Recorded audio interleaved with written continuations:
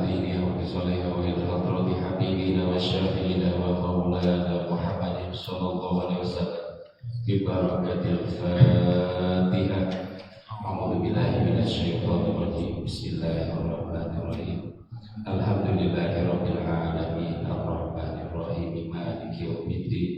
إياك نعبد وإياك نستعين. اهدنا الصراط المستقيم صراط الذين أنعمت عليهم غير المغضوب عليهم ولا الضالين. Terima kasih.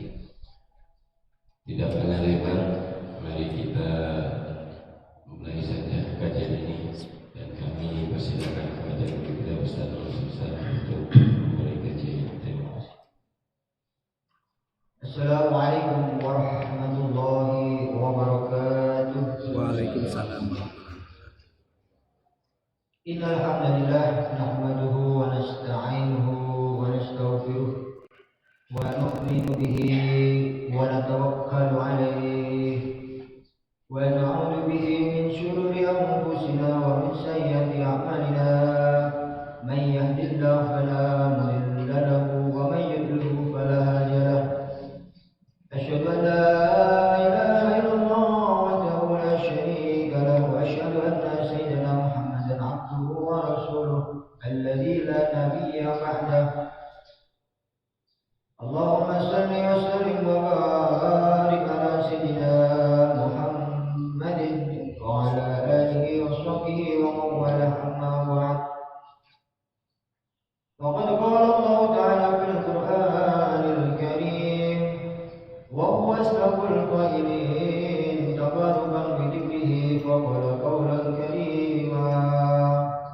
يا أيها الذين آمنوا كتب عليكم الصيام كما كتب على الذين من قبلكم لعلكم تتقون أياما معدودات.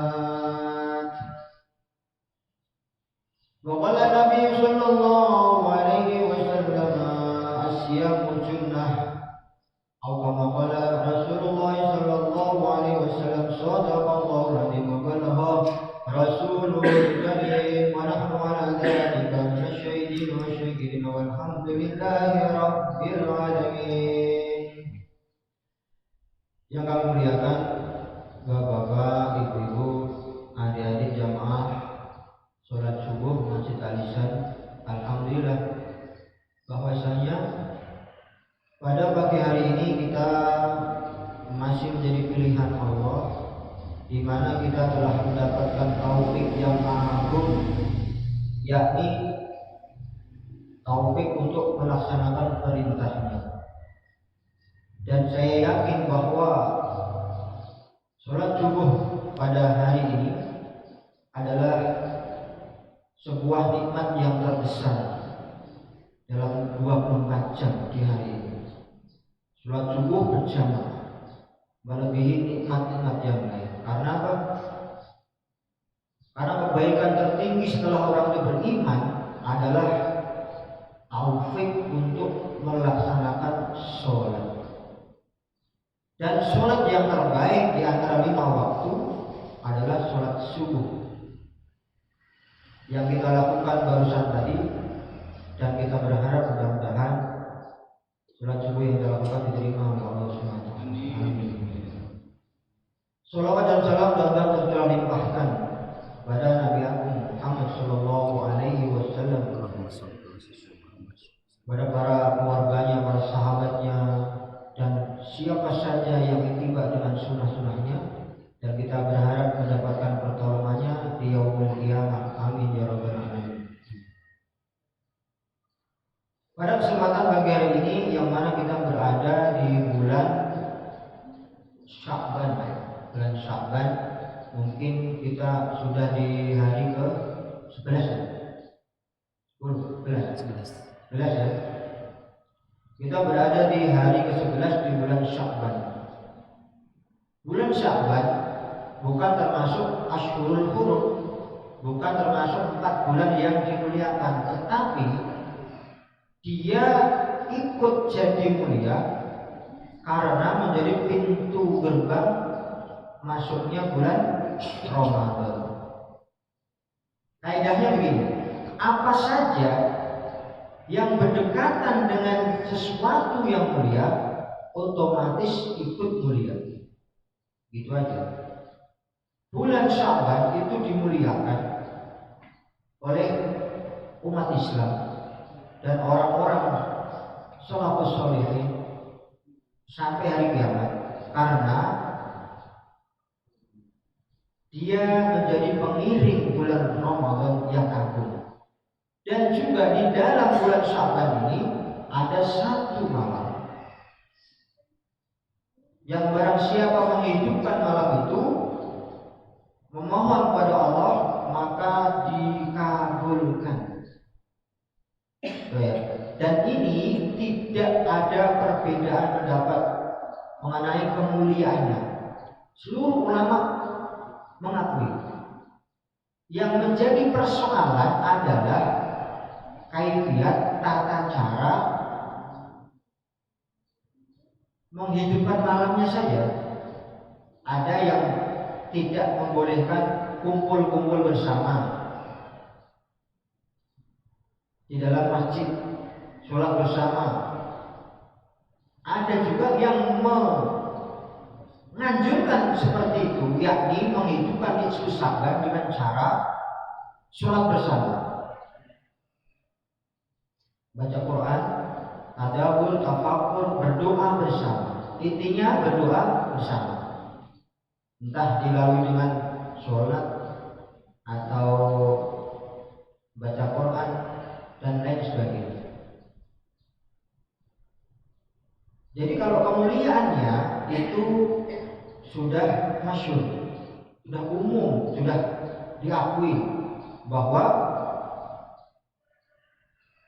malam nisfu Sya'ban Allah akan mengampuni seluruh makhluk, khususnya manusia, melebihi banyaknya bulu-bulu di badan kambingnya Ibnu Kilab. Jadi Allah menurunkan pengampunan yang begitu banyak kepada manusia yang menghidupkan nisfu Sya'ban. Nah, nisfu Sya'ban sudah selesai dan sering kita bahas akan kemuliaannya. Dan yang akan kita bahas di pagi hari ini adalah fikih kaifiat tentang puasa. Kalau di kajian malam Kamis itu sudah sampai di hal-hal yang disunahkan di dalam puasa. Karena di sini ada kajian fikih. Barang siapa yang tinggal di suatu daerah, di mana saja, kemudian dia menjauhi dari kajian fikih, maka dipastikan amaliyah ibadahnya pasti banyak kesalahan. Ada orang yang mengamalkan ibadah, mengamalkan perintah-perintah Allah dari mulai dia balik sampai meninggalnya itu salah terus ada, karena nggak ada yang benerin dan dia tidak mencari kebenaran. Mungkin dari kecil memang tidak pernah belajar, ya kan? Mulai dia agak dewasa dikit sudah nyari duit, ya, kemudian hijrahnya pun dalam rangka nyari duit, terus seperti itu. Tidak mempedulikan amaliyah ibadahnya, nggak pernah dekat dengan majelis taklim, nggak pernah nanya-nanya sama asatid. Karena nggak mungkin ya, jarang sekali orang tuh nanya, sholat saya udah benar belum, wudhu saya udah benar belum, jarang seperti itu. Kecuali memang dari kecil udah dididik gitu, kayak santri gitu kan, dididik tuh praktek wudhu, praktek sembahyang, semuanya praktek di depan gurunya gitu. Sehingga kebenarannya itu diakui gitu. Nah kalau kita, ya kan, ya dari kecil memang nggak tersentuh gitu kan, jauh, kampung kita jauh dari kampung sekedarnya saja. Nah ini adalah persoalan besar. Kenapa umat Islam itu mundur? Ya, karena seperti itu. Terus generasi penerusnya ikutin orang tuanya. Generasi salah kaprah. Ya. Makanya kalau saat ini masih ada orang tua yang punya azam niat mondokin anaknya, itu keajaiban bagi saya. Keajaiban. Karena memang susah mondokin anak itu, saya jamin deh.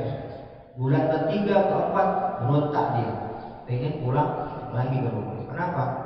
Karena mondokin anak itu 3 tahun sebelum dia mondok itu harus disuasanakan. Coba. Sebelum Ramadan datang, kalau kita ini nggak biasa bangun sebelum subuh, nggak mulai latihan dari bulan Rajab, dipastikan Pak, nanti Ramadan tuh sahurnya telat. Ya.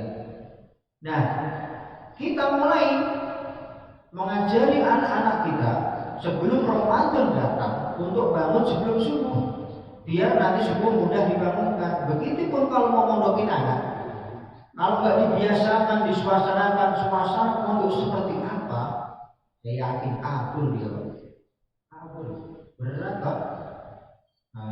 Ini pelajaran sebelum masuk bulan Ramadan, anak-anak kita yang mulai 7 tahun ke atas itu mulai dibangunkan di pagi hari agar dia terbiasa nanti pada bulan Ramadan nggak kaget. Ya, kemudian mulai dihidupkan lagi bacaan-bacaan Quran di rumah kita, karena bulan Ramadan itu bulan yang tidak bisa dipisahkan dengan Al-Quran, nggak bisa. Ramadan dan Quran itu sudah satu paket. Maka disuasanakan lagi, dimulai lagi bacaan Quran kita.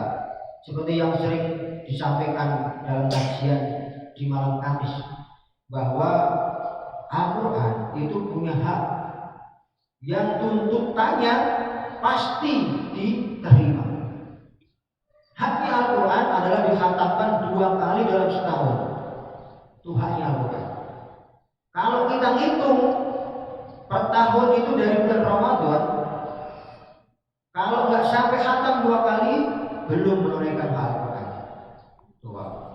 Makanya di selain bulan Ramadan mesti kita baca, walaupun cuma 1 lembar dalam setahun, mudah-mudahan khatam kan gitu. Bulan Sya'ban ini adalah bulan di mana amaliyah manusia selama 1 tahun akan dikirim kepada Allah SWT. Nah, dalam buku catatan amal itu kalau bisa disempurnakan Pak, dengan bacaan Quran kita ini udah khatam 2 kali belum gitu. Geber lah, ini udah ada berapa hari lagi? 3 hari ini, jangan kemana-mana kan. Pokoknya habis sholat subuh langsung pegang Quran, baca doa, punya utang bacaan Quran. Sebelum nisfu Sya'ban, sebelum disampaikan dikirim kepada Allah SWT, di dalam buku catatan harus ada tertulis di situ baca doa telah mengatakan 2 kali Quran tahun ini. Kalau enggak, waduh, nanti dituntut di akhirat. Kemudian nisfu Sya'ban juga sebagai sebagai kita untuk meneliti, mengulang kembali atau mengoreksi amaliyah kita dalam setahun.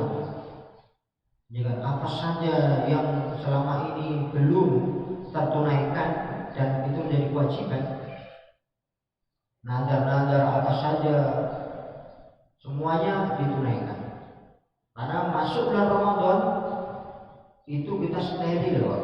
Bahkan kita mungkin pernah mendolimi orang segala macam, itu sebenarnya ditunaikan. Minta maaf segala macam. Agar di bulan Ramadan itu benar-benar kita siap menjadi orang yang bertakwa. Kalau kita pengen tahu sebenarnya orang bertakwa itu seperti apa sih? ciri-cirinya lah yang kelihatan. Kalau pengen lihat orang takwa, maka lihatlah di bulan Ramadan di hari pertama di siang hari. Itulah orang bertakwa. Gak ada Pak, hari pertama bulan Ramadan orang berani melanggar perintah Allah. Jarang sekali. Di hari pertama loh. Rata-rata orang tiba-tiba menjadi takwa semuanya. Bukan takut bini tua, takwa, muttaqin. Yang dia tidak berani melanggar perintah Allah dan tidak berani meninggalkan perintah Allah itu hari Ramadan, bulan Ramadan di hari pertama. Sampai anak-anak kecil. Seolah-olah kayak menjadi kayak suasana agama itu benar-benar wujud di hari itu, yakni hari pertama. Selanjutnya ya sebuah. Padahal tuntutannya adalah la'allakum tattaqun. Di hari pertama Idul Fitri itu kita akan melihat kalau puasa itu dilakukan dengan benar, kita akan melihat sosok-sosok pribadi yang takwa. Tapi kenyataannya justru kalau di hari pertama Idul Fitri itu kita lupa segala-galanya, ya kan? Wis semangatnya udah kayak bukan mencirikan lulusan Ramadan. Itu wah apa jadi singkat. Boro-boro besoknya ingat puasa 6 hari Syawal. Susah. Begitu udah lewat sampai setengah bulan itu bulan Syawal, udah tambah malas lagi Pak. Puasa sunnah 6 hari di bulan Syawal. Langsung 1 hari makan-makan, besoknya langsung puasa. Biasanya bisa kalau kayak gitu Pak. Biasanya bisa. Kalau nggak kayak gitu nggak bisa. Karena ibadah kita itu ibadah suasana. Kalau banyak orang melakukan kita ikut. Nggak ada ya enggak. Ya udah. Ntar Ramadan nih, ya kan Pak Endradian tiba-tiba baca Quran di masjid. Padahal di hari lain enggak. Karena bahkan ada suasana. Pak Bambang ya tiba-tiba minta Quran nih. Ya enggak ada sih emang bulan Ramadan. Cocok nih Bang, pas. Pak Heri tiba-tiba belajar Al-Baqarah, ya kan? Yuk, cocok banget. Nggak ada malu-malu bulan Ramadan Pak, karena ada suasana. Jadi suasana bid'ah atau suasana itu sangat-sangat penting untuk mengamalkan agama. Kalau tidak ada suasana, tidak ada amal agama. Gitu. Lewat di depan rumah Pak Susilo ada lantunan Al-Quran. Tumben ini, Ramadan. Memang pas, cocok lah. Cocok pokoknya Ramadan itu. Makanya Ramadan dan kebaikan itu udah tempatnya gitu. Melihat orang-orang pada berlaku sederhana, ya kan? Ya kan? Biasanya jalannya mau kayak jagoan, sekarang jalannya kelemper, lapar gitu. Itu Ramadan itu ditundukkannya hawa nafsu, keangkuhan. Karena orang lapar jangankan mau duduk aja males gitu, kayak tidur aja. Bahkan Ramadan itu bisa merubah calon-calon ahli neraka dari surga Ramadan. Maka pada malam hari ini, pada pagi hari ini, setelah beberapa kali pertemuan di malam Kamis sudah saya bahas mengenai syarat, rukun, hal-hal yang disunahkan, hal-hal yang dilarang, yang membatalkan puasa. Pada pagi hari ini kita akan bahas sedikit tentang hal-hal yang dimakruhkan ya. Apa sih makruh? Makruh adalah sesuatu yang mengurangi pahala di dalam sebuah amaliyah ibadah, sesuatu yang dibenci. Nah, di dalam Ramadan itu tentunya kita menginginkan amal puasa kita utuh pahalanya, tidak berkurang. Maka kita harus mengerti apa saja yang dimakruhkan di dalamnya. Yang pertama ya, yang dimakruhkan Berarti makruh itu Pak nggak sampai haram ya. Makruh itu bukan yang haram, bukan yang batalkan puasa, tidak. Tetapi sebaiknya dihindari karena akan mengurangi kualitas ibadah kita. Yang pertama adalah berlebihan dalam wudhu, terutama dalam istinsyak. Mahwal istinsyak. Apa sih istinsyak? Istinsyak itu ya memasukkan air ke hidung atau berkumur-kumur. Gitu ya. Jadi sebaiknya tidak dilakukan di saat bulan Ramadan. Yang pertama berkumur-kumur, yang kedua masukkan air ke hidung. Kalaupun mau berkumur-kumur sedikit saja. Kalau saya meninggalkan berkumur-kumur. Karena apalagi udah masuk lewat zawal, Pak, itu namanya apa? Lidah, rongga mulut itu sensitif sekali kepada makanan. Lu lapar loh Pak, 12 jam loh. Dari pagi nggak ngopi, ya kan? Nggak makan, bakwanya kok tepon, nggak kemasukan rokok, nggak masuk apa, orang itu kena sedikit rasa saja itu respon sekali. Akhirnya jilat-jilat. Kemasukan air putih juga sama Pak, pura-pura putih kumur-kumur ya, anak-anak muda, pura-pura kumur ditelan celebuk, nggak ada yang tahu. Ya. Makanya ditinggalkan saja. Kenapa? Karena di bulan Ramadan itu saya yakin sebelum masuk waktu subuh semuanya sudah selesai bersiwak. Ini kan Pak, habis sahur nih, abang-abang ngopi satu batang, terus siwakan, ya kan, baru wudhu, berangkat ke masjid, dan setelah itu tidak pernah mengunyah makanan. Karena mengunyah makanan batal ya. Mulut yang tidak kemasukan makanan itu bersih. Bau mulut orang puasa itu asalnya dari lambung. Kecuali ada giginya bolong, bau. Kalau tidak, itu baunya dari lambung, Pak. Proses pencernaan di lambung itu menimbulkan bau. Dan ternyata bau mulutnya orang yang berpuasa itu dicintai Allah. Tenang aja, bau-bau dia dicintai kalau orang puasa. Tapi beda dengan orang nggak puasa, udah nggak puasa bau lagi, ya kan? Kalau baunya orang puasa disenangi Allah, dicintai oleh Allah, nggak apa-apa, nggak usah digosok lagi giginya, ya. Jadi termasuk yang memakruhkan amalia puasa adalah wudhu berlebihan. Makalahnya adalah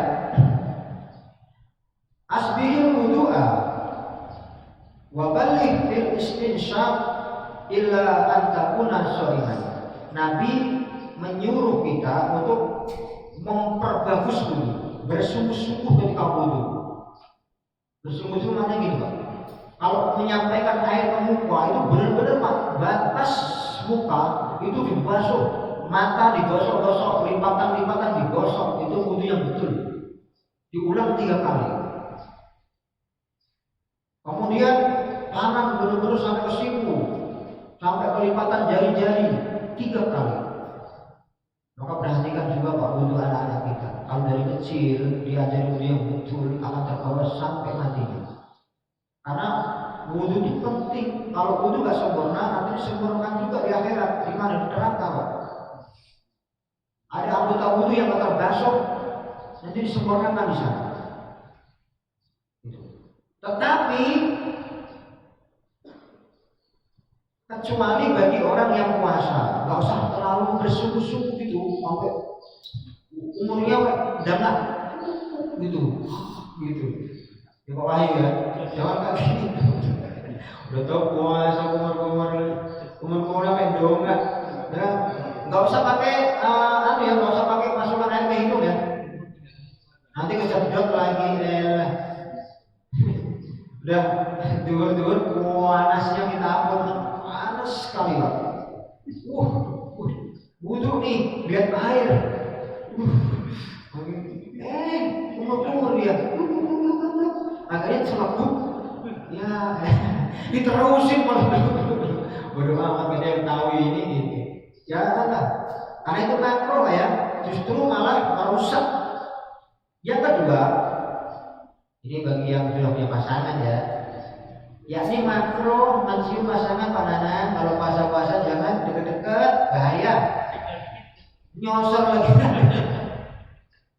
Kecuali bagi aki-aki, Pak Prila ya kan. Kalau Haji Yahya, Pak Haji ya enggak banget lagi saya yakin. Hah? Jadi Nabi pernah melakukan itu. Dasarnya adalah anna Rasulullah sallallahu alaihi wasallam kana yuqabbilu. Kata Siti Aisyah nih, bahwasanya Rasulullah SAW menciumku gitu.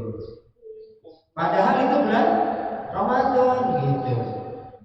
Kemudian bahwa shaim, padahal dia puasa, kata Siti Aisyah. Wa kana akhlaqakum bil irbi. Dan beliau adalah satu-satunya orang yang paling bisa mengendalikan akan nafsunya. Itu Nabi Pak. Nabi itu nggak usah diragukan lagi ya. Karena Nabi tidak berbuat dengan nafsunya. Nabi itu berbuat karena disetir dari langit. Walayatiku an hawa. Nabi nggak pernah berbuat dengan nafsunya Pak. Nggak pakai perasaan Nabi Pak. Nggak pakai insting-insting. Ya kan? Manusia yang perbuatannya hanya menggunakan insting perasaan itu kan wanita ya. Coba. Karena instingnya aja, akalnya jarang digunakan. Sen kanan belok kiri, sen kiri belok kanan. Ya kan begitu, karena instingnya aja. Kalau dia mau berbuat dia ke situ dia gitu. Itu wanita fitrah. Makanya wanita itu disimbolkan seperti tulang rusuk yang harus dijaga betul-betul. Kalau tidak dia akan lebih lihat daripada ular. Bahwa wanita mah bahaya, bahadur, bahaya dan durhaka. Makanya kalau ini mohon maaf pada ya ibu ya, Nabi itu menyaksikan dengan mata kepala bahwa penghuni neraka itu kebanyakan perempuan. Banyakan perempuan. Padahal kalau dari kajian masjid lain yang punya kajian masjid lain banyak perempuan ya kan. Rabu, Minggu, Sabtu ada. Tetapi ya kok seperti itu. Karena sedikit saja melek perempuan itu salah. Seluruh tubuhnya aurat. Bayangin. Gimana jaganya kalau nggak ditutup? Ya kan gitu. Makanya ya simbolnya seperti tulang rusuk harus benar-benar dijaga. Itu laki-laki yang baik adalah yang mampu menjaga wanita, melindungi wanita, melindungi dari apa? Melindungi dari dosa. Gitu. Kembali kepada makruh ya puasa. Yang kedua makulahnya adalah anak rojulan, bahwasanya ada seorang laki-laki sa'ala Nabi sallallahu alaihi wasallam, nanya kepada Nabi sallallahu alaihi wasallam an mubasyarah, akan sebuah cumbuan Pak. Lisoim, bagi orang yang puasa di bulan Ramadan. Jadi sahabat begitu Pak, detail nanya bagaimana kalau bercumbu di bulan Ramadan? Apakah membatalkan puasa? Kan begitu pertanyaannya. Maka Nabi menjawab bahwa memberi rukhsah keringanan kepada orang yang mampu menjaga nafsunya, seperti orang tua itu diberi rukhsah keringanan. Ya memang dari dulu emang dia udah kebiasaan kok kalau apa-apa tuh udah nyenggol istrinya, nyium istrinya, udah latah dia gitu.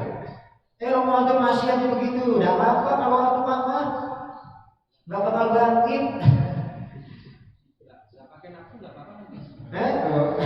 Nafsunya udah nggak ada. Kalau masih muda, udah gak ada nafsunya, lebih bahaya lagi Pak. Gitu. Nanti dikaplokin sama istrinya gitu. Nafsu itu gak bisa hilang dari manusia. Walaupun direndam di neraka 100.000 tahun, itu nafsu gak bisa hilang. Lapar-lapar juga kalau nafsu maka ajar deh. Gak bisa nafsu mah. Tetapi kalau sudah lemah, farakhasalah, maka Nabi memberi rukhsah. Wa atahu akhar, kemudian datang lagi setelahnya orang nanya, yang nanya ini sekelas apa yang muda ya, Pak Indradian lah gitu. Datang ke Nabi nanya, ya Rasulullah, bagaimana kalau mencium atau bercumbu di bulan Ramadan? Dilihat dia masih muda. Maka Nabi mengatakan, tahan, jangan. Kamu ntar gak cuma nyium doang, beresin yang lainnya gitu. Terusin gitu maksudnya. Nabi menyuruhnya menahan. Faidal ladzi raqasalahu syaikhun, yang diberi rukhsah itu tadi adalah syaikhun, aki-aki, ya kan, udah jenggotnya putih, jalannya udah mungkuk, ya kan, mau berdiri aja kerengkan, lah masa mau ada ini mah apa sampean mah enggak gitu. Enggak sama. Tapi yang datang ya kan sebab saya, kamu jangan gitu. Kata Nabi, jangan gitu. Bahaya kamu gitu. Desel lagi gitu. Bahaya. Walladzi nahahu sabun, yang dilarang oleh Nabi adalah sabun. Masih muda, Pak, di bawah 40 tahun. Ya kan? Yang kata Pak Prima apa? Pandangan hidup. Ada bayangan hidup, ada pandangan hidup. Nah, ini masih pandangan hidup. Nah, kalau lihat-lihat itu bisa bahaya gitu. Kalau ada kaki mau pilihan juga enggak ini ya. Kemudian perjuangan hidup. Kemudian yang ketiga yang termasuk makruhnya, yang membuat makruhnya puasa, apa yang dimakruhkan dalam puasa adalah wisol. Apa itu wisol? Wisol itu menyambung, Pak. Maksudnya udah waktunya buka nggak buka gitu, Pak. Sampai datang waktu sahur, kecuali bagi Nabi diperbolehkan, kalau kita mah tidak boleh ya, tidak boleh. Bukan termasuk haram, tapi tidak diharamkan, tapi hanya makruh.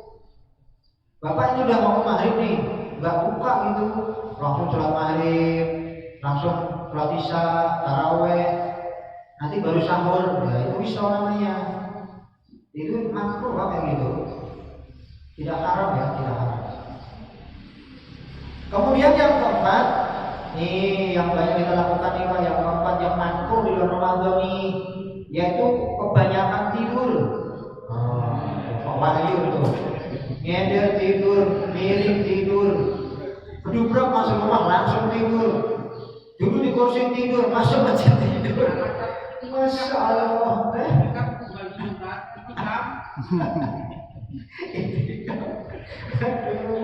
itikaf niatnya amaliyah yang tidur.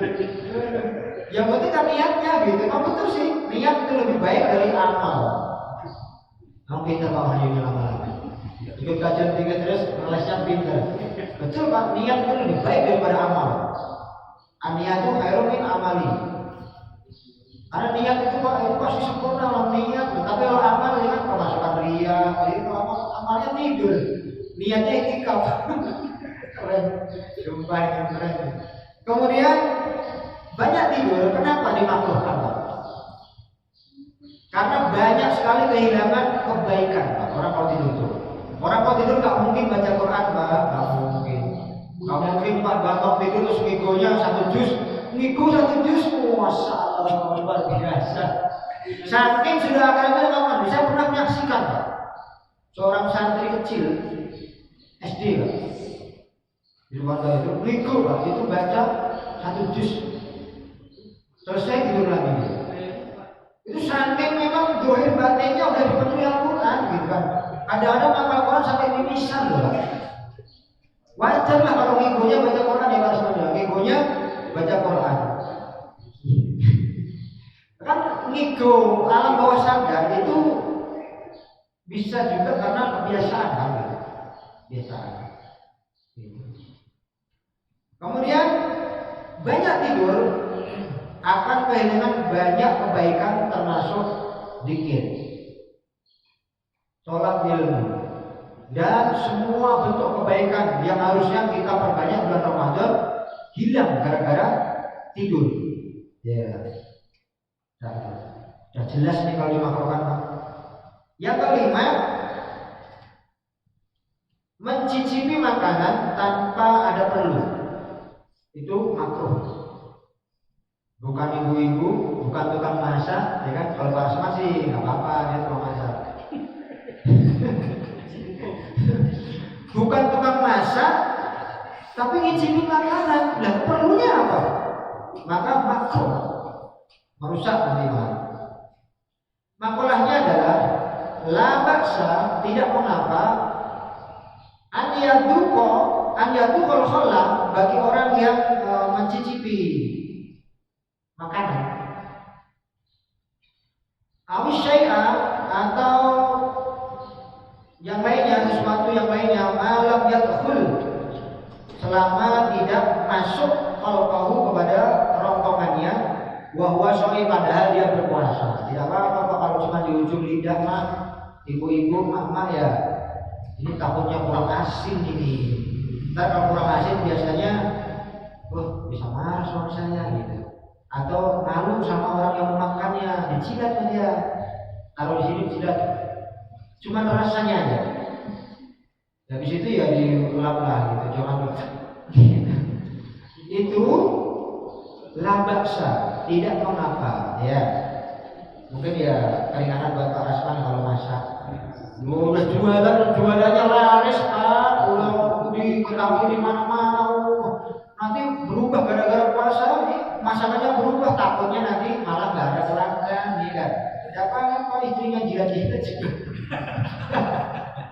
Ini kan jilat boleh, tapi kalau selain itu tidak boleh Pak. Apa perlunya kita jilat-jilat? Bukan tukang masak, jilat-jilat. Gak boleh. Kalau jilat-jilat bahaya. Kemudian selanjutnya adalah ini anak-anak nih, puasa-puasa ngumpulin lidah, itu banyak banget minum terus diminum belum gitu. Ya biasa begitu, saya dulu kecil suka begitu Pak. Itu kan panas zaman dulu kan, kalau masih musim berjalan sesuai dengan waktu ya di rumah. Kalau Ramadan itu panas banget. Itu ludah itu banyak banget diminum. Itu nggak batalin puasa ya, ingat loh, tidak membatalkan puasa, tidak. Tetapi makruh. Ya Pak Wahyu jangan puasa-puasa dulu. Prak-prak. Itu nggak dibuang. Dicenggeluk, diminum, masya Allah. Jangan, itu makruh Pak. Astagfirullahaladzim. Ada di CCTV loh tadi masjid yang keluar ya ini. Kemudian ini ada diterangkan oleh Ibnu Qudamah dalam Syarah Al-Kabir bahwa wa yukrahu shaim, yang dimakruhkan bagi orang yang puasa, wa yukrahu lis-shaim jam'ur riqihi, mengumpulkan dahak atau ludahnya di mulut, waktilahu, kemudian cenggeluk menelannya, itu makruh, tidak batal karena berasal dari dalam tubuh, ya kan, bukan dari luar tubuh. Termasuk anak-anak juga ini, hati-hati yang kebiasaan di luar bulan Ramadan ngemut sesuatu. Hati-hati nih, ngemut kelereng, ngemut koin, ya kan ada kecil dulu gitu. Ya kan jempol. Pak Bambang tuh kalau dulu dikasih uang mampi 5 rupiah itu dimut. Kemana-mana dimut buat beli bakwan, es masih bisa kalau zaman dulu. Nah ini biasa, ini tidak boleh. Ngemut walaupun gak ditelan Pak, gak boleh, makruh. Kemudian yang ketujuh, bersiwak atau gosok gigi atau bersugi setelah lewat zawal. Zawal itu tengah hari, matahari bentar kata orang Sawiman. Dan matahari bentar itu udah mau zuhur, itu jangan bersiwak. Seperti yang saya jelaskan tadi bahwa mulut orang yang berpuasa itu tidak ada kotoran, ya. Kotoran dari mana? Orang paginya disiwakin, habis itu nggak memasukkan apa-apa. Jadi biarkan saja. Kalau pagi masih boleh siwakan gitu. Ini mau kebiasaan kan, Pak Wahyu berangkat mau turun di siwaknya begini di jalan. Wih, puasa. Kebiasaan ya. Nanti bila diteruskan di Ramadan membatalkan puasa, seperti kemarin kajian malam Kamis Pak, yang punya istri yang latah mulutnya tuh, kalau kesandung barang lakinya disebut tuh. Kalau puasa batal puasanya Pak, karena apa? Karena mengumpat itu batalkan puasa itu. Kesandung, udah katanya. Kesandung, siapun. Kesandung, buset. Ini ditinggalkan ketika masuk Ramadan. Kalau ngomong gitu tabung dari belakang biar kaget, biar hilang belakangnya. Ya kan banyak kan Pak yang kejedot keluar dari mulutnya berkali-kali itu. Udah. Gitu. Udah. Sama innalillahi istirja, innalillahi wa inna ilaihi raji'un. Allahumma jurni fi musibati wa alif li khairan minha. Ya Allah, beri aku pahala dari musibah kejedot ini dan berilah ganti nikmat yang lebih baik. Begitu. Kejedot itu udah kejedot laku-laku gitu. Astagfirullahaladzim. Ini kalau ke bawah di bulan Ramadan, misalnya sebutan yang jelek gitu, barang-barang jelek, itu batal puasanya ya. Kemudian siwak di bulan Ramadan sudah masuk Syawal sebaiknya ditinggalkan Pak. Makolahnya adalah ibaratnya adalah dalam kitab Jami Shahir, idza sumtum, apabila puasa kalian astaku, maka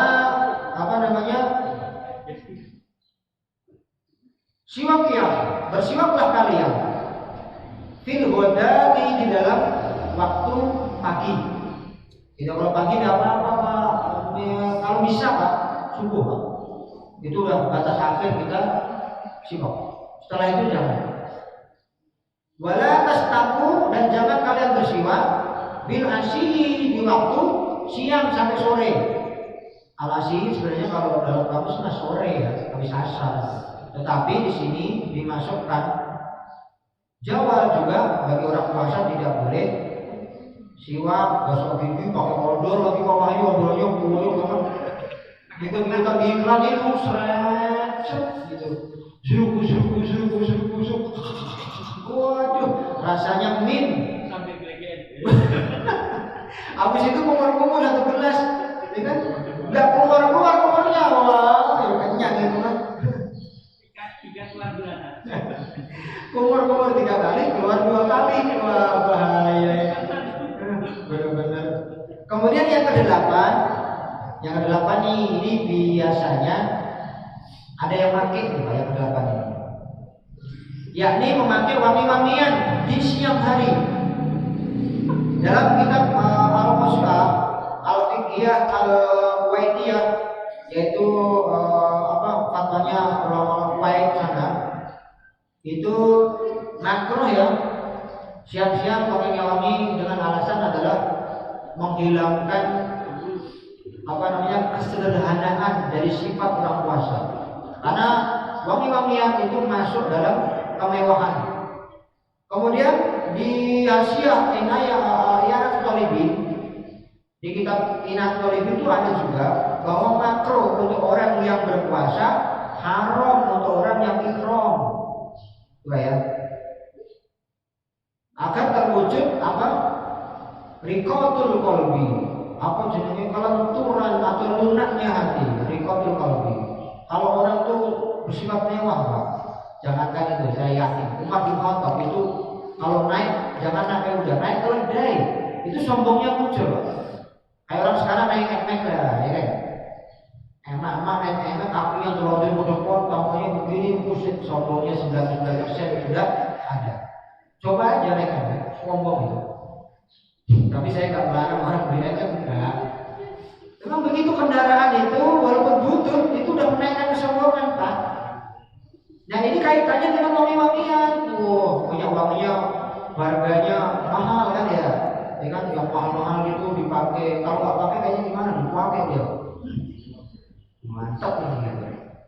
puasa di siang hari sebaiknya dihindari karena menghilangkan apa tadi?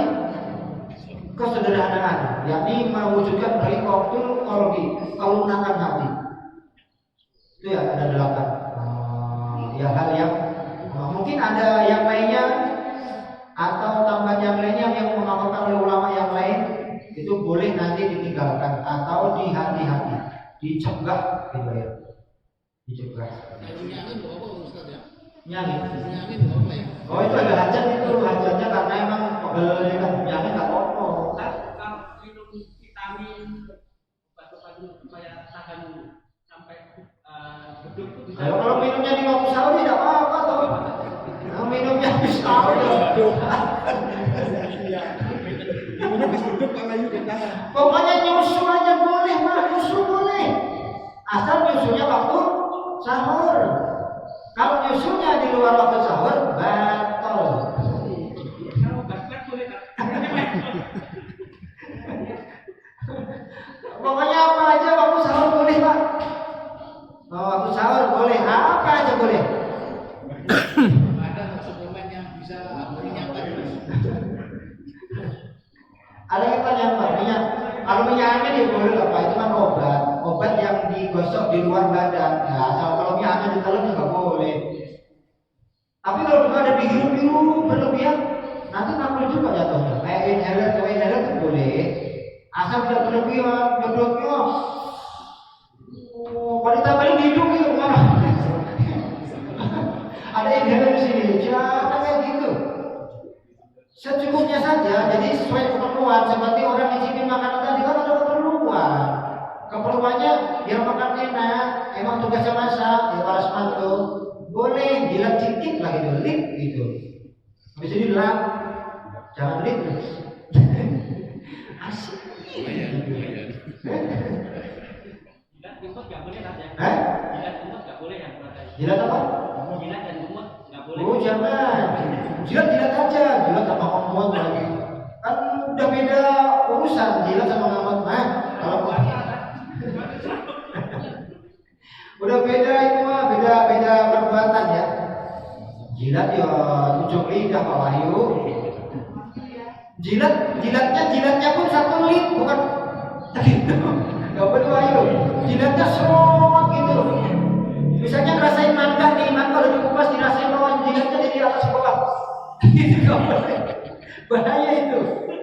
Jilat itu cukup satu lip, udah ketahuan rasanya, tinggalkan. Jilat kalau satu piring dijilatin itu meratakan jilatan namanya. Ada lagi Pak? Ya Pak, inilah. Kalau pas bulan puasa kerja itu maksudnya di mana? Masa kerja? Ya. Itu termasuk apa tak? Puasa kerja ya bagus, asal kerjanya nggak berlebihan. Kan kalau di dalam hadis dikatakan ringankanlah bawahan kalian, itu maknanya adalah jangan dipaksa bekerja berat-berat, apalagi yang nyuruh kan gitu. Apalagi bosnya sama, siapa saja. Itu kalau bulan Ramadan jangan banting-banting tulang dibanting-banting, waktu dipukul-pukul, akhirnya nggak puasa. Kayak itu rata-rata orang yang mukul batu itu pasti nggak puasa. Ya kan Pak? Ada nggak yang mukul batu puasa? Jarang Pak. Makanya ada 11 bulan sebelum Ramadan itu adalah bagian daripada kita memikirkan 1 bulan Ramadan. Ya kalau bisa masuk nyari 11 bulan masih kurang juga gitu ya. Ya nyari juga, kerja juga, tapi jangan terlampau apa ya, sampai udah tahu Ramadan malah main badminton, main bola gitu, berlebihan kan. Waktunya keringetan keluar, begitu wudhu melihat air kayak melihat kolok gitu Pak. Nafsunya bangkit, gak ada orang kumur-kumur, habis ya. Jangan ya, jadi berlebihan bekerja itu nanti memicu apa? Batalnya puasa. Bukan membatalkan puasa tidak ada larangan, bagus. Tetapi hati-hati jangan berlebihan. Malah Ramadan lebih semangat dari luar Ramadan ya salah. Di luar bulan Ramadan nggak pernah dagang. Tiba-tiba bulan Ramadan dagang kelapa muda. Kenapa kelapa enggak? Ya kan laku oh gitu. Ya apa-apa. Maghrib ketinggalan akhirnya. Ya kan? Mau begitu kan? Gitu. Jadi hati-hati saja, boleh. Ada lagi Pak? Pas ya. Jadi inilah yang harus kita ketahui untuk lebih memperbagus mutu kualitas puasa kita adalah meninggalkan yang makruh. Walaupun tidak apa-apa Pak, makruh itu kan tidak haram, tetapi ya ditinggalkan saja, nanti mutu kualitas ibadah kita jadi bagus. Gitu kan, kita ini pengen yang terbaik kan gitu. Mencari yang sempurna, ya kan? Seperti urusan dunia lah. Orang 1 rupiah aja dicari-cari. Orang 500 rupiah aja pindah. Ya. Urusan akhirat juga gitu. Jangan sampai kurang. Kalau bisa berlipat-lipat gitu. Makanya ditinggalkan hal-hal yang dimakruhkan di bulan puasa, termasuk adalah menyempurnakan mutu kualitas ibadah Ramadan. Mudah-mudahan ini semuanya menambah mutu kualitas kaifiat ibadah kita di sisi Allah Subhanahu wa taala, sehingga amaliyah ibadah kita mendekati kebenaran sesuai yang dicontohkan Rasulullah SAW, para sahabat dan salafus sholihin. Dan mudah-mudahan kita yang ada di pagi hari ini diberikan kesempatan untuk bertemu Ramadan yang akan datang dan Ramadan untuk berikutnya. Dan amaliyah di dalam Ramadan diterima oleh Allah Subhanahu wa taala, disihatkan badan kita, dohir dan batin, diluaskan rezeki kita, sehingga datang Idul Fitri, datang hari raya kita bergembira. Ya kan? Buat apa sih hari raya nggak punya duit? Kita sedih banget. Ya kan, hari raya nggak punya duit, masya Allah Pak, itu kayaknya orang paling sedih di dunia. Jangan sampai banyak hari raya nggak punya duit. Mau pulang kampung nggak bisa, mau keluar rumah malu, ya kan? Makanya perbagus puasanya, nanti Idul Fitri tanggungan Allah. Perbanyak baca Qur'annya, nanti THR-nya tanggungan Allah. Saya ngajarin anak saya begitu Pak. Kalau kamu khatam 1 kali 300.000, khatam 2 kali 500.000, khatam 3 kali 700.000. Itu Pak, ya Pak Bambang untuk si Paras khatam 5 kali umroh. Itu loh, itu keren itu, belum ada. Jadi wah itu bapaknya dapat pahala berlipat-lipat, pahala umroh, baca Quran anaknya mengalir semuanya, gitu ya. Pokoknya tapi jangan ngancem Pak, kalau khatam nggak beli baju baru jangan kayak gitu, jelek banget itu. Justru berapapun yang dihasilkan anak dihargai. Ya saya cuma khatam setengah, nggak apa-apa, setengah, duitnya dirobek situ. Ya gitu, setengah 160 lah kan gitu. 1 kali khataman 300 lebaran Pak, uang 300 itu kecil.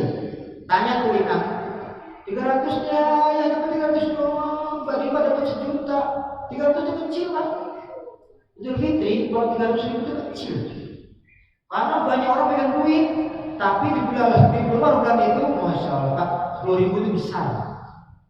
Itu Fitri 300.000 kecil. Makanya enteng sekali ya kita membuat rangsangan untuk anak kita, ya kan? Khatam 1 kali cepet, puasa pun baju baru, handphone baru. Jadi semangat anak-anak juga, ini mau dipaksa-paksa, gak ada dia, gak ada apa, dasar pelit gitu. Kasihan dia ya Pak Susilo, nelfon Pan, kalau nanti lebaran kamu pulang ada prestasi yang kamu peroleh, motor saya ganti, ya kan, Aerox diganti, NMAX ganti apa gitu, biar semangat, semuanya diberi iming-iming gitu, kayak sifatnya Allah kan gitu. Allah itu selalu memberi janji-janji di setiap amal yang janji-janji hari kiamat gitu. Taqabbalallahu minna wa minkum, taqabbal karim. Assalamualaikum warahmatullahi wabarakatuh.